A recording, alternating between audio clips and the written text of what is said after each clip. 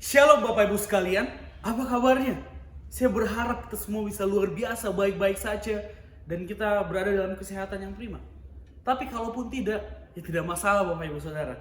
Saya berharap setelah mendengar khotbah ini, kita bisa dicerahkan, dikuatkan, diberikan harapan baru di dalam kehidupan ini. Bahkan yang sakit bisa disembuhkan.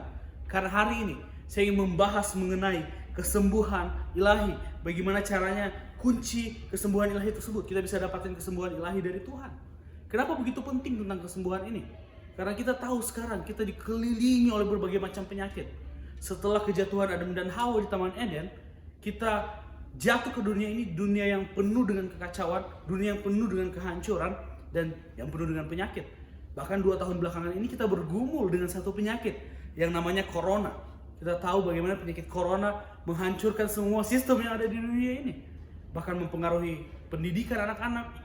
Orang-orang yang dulunya punya pekerjaan, ada yang di PHK, ada yang dirumahkan. Orang-orang yang punya bisnis hancur, bangkrut bisnisnya. Ataupun ada orang-orang yang akhirnya harus kehilangan nyawanya. Bahkan bukan hanya di dunia pendidikan atau di dunia bisnis saja. Dunia pelayanan sempat terhenti, gereja tutup, kita kembali ke jalur online. Bagaimana penyakit betul-betul menggerogoti kehidupan kita. Dan kita sebagai umat manusia, we are longing for a good health. Kita merindukan akan suatu kesembuhan yang ilahi, kesembuhan yang sejati. Hari ini, saya ingin mengajarkan kepada kita bagaimana caranya kita mendapatkan kesembuhan yang ilahi dari Tuhan. Kesembuhan yang sejati, yang utuh. Bukan hanya kesembuhan fisik saja, tapi kesembuhan yang dari dalam yang bisa membantu kehidupan kita. Kita lihat dari suatu cerita tentang pembersihan bait Allah yang dilakukan oleh Yesus. Dan bagaimana kita bisa belajar banyak dari sini. Bagaimana kesembuhan itu muncul ketika Kristus mulai masuk dan ketika Kristus mulai ada beres-beres dalam kehidupannya kita. Kita lihat di Matius pasalnya yang ke-21 ayatnya yang ke-12 sampai 17. Matius 21 ayatnya yang ke-12 sampai 17. Saya bacakan ayat 12 dan 13 terlebih dahulu.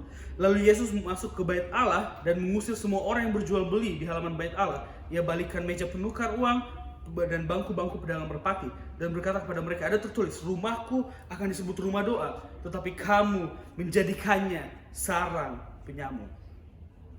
Wow, ini adalah suatu statement yang keras dari Tuhan. Poin yang pertama bagaimana kita bisa dapatkan kesembuhan sejati adalah izinkan Tuhan beres-beres hatinya kita. Izinkan Tuhan bersihkan hatinya kita. Kita tahu waktu Yesus masuk ke bait Allah, ini adalah baitnya Tuhan, di mana harusnya ada kekudusan di dalamnya, ada kemurnian, tapi ternyata muncul ketidakmurnian. Kalau kita lihat di ayat yang ke-12 dikatakan bahwa di sana ada meja penukar uang dan bangku pedagang, dan Yesus marah.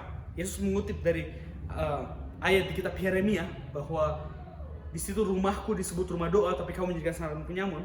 Karena di mana pada zaman Yeremia dan pada zaman Yesus ada banyak kepalsuan yang terjadi. Kelihatannya orang beribadah di luar, tetapi ternyata di dalamnya penuh dengan kebusukan. Kenapa Yesus membalikan para pedagang? Apakah berarti kita tidak boleh berjualan di gereja atau bagaimana? Ternyata ada yang lebih dalam maknanya daripada itu. Para pedagang merpati sangat dibutuhkan oleh orang-orang. Karena orang-orang yang tidak mampu membeli kambing atau domba, mereka hanya mampu membeli seekor merpati untuk diberikan kepada Tuhan. 2 merpati untuk diberikan kepada Tuhan. Sehingga ada korban penebusan dan korban untuk syukuran mereka bawa kepada Tuhan.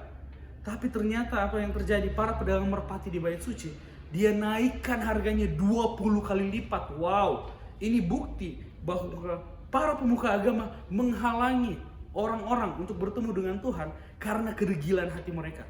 Karena mereka hanya mau keuntungan pribadi saja dan bukan supaya orang-orang bisa bertemu dengan Tuhan. Dan ini adalah hati yang degil, hati yang kotor. Dan Tuhan datang bersihkan semua hal-hal yang seperti itu. Contohnya seperti ini. Ini adalah gelas yang di dalamnya ada kotoran. Yang walaupun air yang bersih masuk ke dalamnya, itu tidak bisa membersihkan yang di dalam. Karena kenapa? Karena penuh dengan kekotoran. Jadi gelas ini harus dibersihkan supaya kita bisa mendapatkan air yang murni, air yang suci. Dan ya supaya kita bisa merasakan manfaat yang baik dari air tersebut. Sama halnya dengan kehidupan ini. Kalau kita tidak izinkan Tuhan bersihkan hatinya kita, wow, tindakannya kita hanyalah tindakan-tindakan amarah. Tindakannya kita adalah tindakan-tindakan yang membawa kepada kehancuran. Karena itu izinkan Tuhan bongkar hatinya kita. Izinkan Tuhan bersihkan hatinya kita. Ambil waktu bersama dengan Tuhan. Ambil saat teduh yang panjang dengan Tuhan. Ambil waktu untuk merenung bersama dengan Tuhan. Untuk Dia bersihkan. Datang dengan hati yang jujur. Untuk Tuhan bereskan kehidupannya kita. Yang kedua adalah untuk dapatkan kesembuhan ilahi, kita harus menyadari kuasa Tuhan. Ayatnya yang ke-14, setelah Yesus membongkar bait suci, ternyata ayat 14, maka datanglah orang buta dan orang timpang kepadanya di dalam bait Allah itu. Lalu dan mereka disembuhkan. Wow, ternyata orang timpang dan orang buta berbicara tentang orang-orang yang berada dalam kesakitan. Orang-orang yang buta, yang susah untuk melihat. Orang yang timpang, yang mungkin hidupnya penuh dengan kekacauan, yang mungkin hidupnya penuh dengan kelumpuhan rohani atau kelumpuhan di dunia nyata. Benar-benar tidak bisa maju kehidupannya.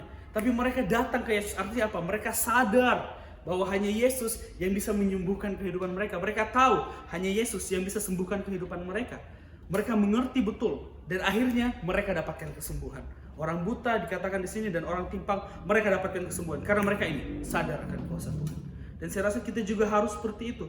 Kita harus sadar, mungkin kita kurang berhikmat dalam bisnis kita, kita kurang berhikmat dalam sekolah kita. Kita datang ke Tuhan untuk kita minta hikmat karena kita sadar hanya Tuhan yang punya kuasa. Karena tanpa kesadaran kita tidak mungkin datang kepada Tuhan. Kita harus sadar, tahu bahwa Tuhan itu berkuasa. Dan ayatnya yang terakhir, ayat 15 sampai 17. Di sini dituliskan, ketika imam kepala dan ahli Taurat melihat mujizat yang dibuatnya, berseru Hosana bagi anak Allah, bagi anak Daud, hati mereka jengkel. Lalu mereka berkata kepadanya, engkau dengar apa yang dikatakan anak-anak ini? Kata Yesus kepada mereka, aku dengar. Belum pernahkah kamu baca dari mulut bayi-bayi dan anak-anak yang menyusu engkau telah menyediakan puji-pujian.